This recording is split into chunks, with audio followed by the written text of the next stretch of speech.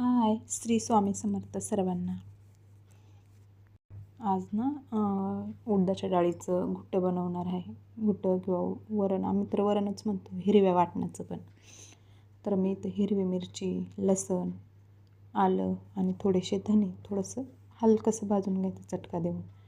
याचं आपल्याला दरदरा वाटण बनवायचं.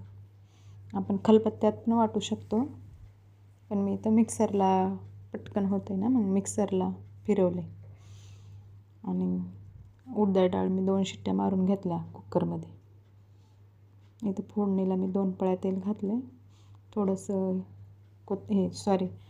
मोहरी, तेजपत्ता, दालचिनी आणि आपलं कढीपत्ता आणि जे आपण दरदरा वाटण काढलेलं ते टाकायचं.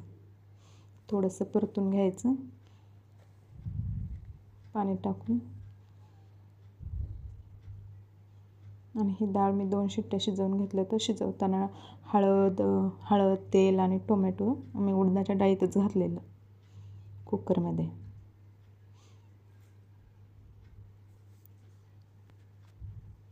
हे बघा 2-3 उकळ्या घेऊन द्यायचं आणि नंतर स्लो गॅसवर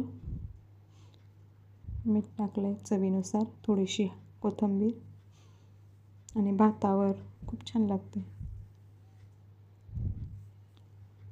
कोणी कोणी उडदाचं सार म्हणताय, कोणी कोणी आमटी म्हणतंय, आम्ही उडदाचं वरण म्हणतोय.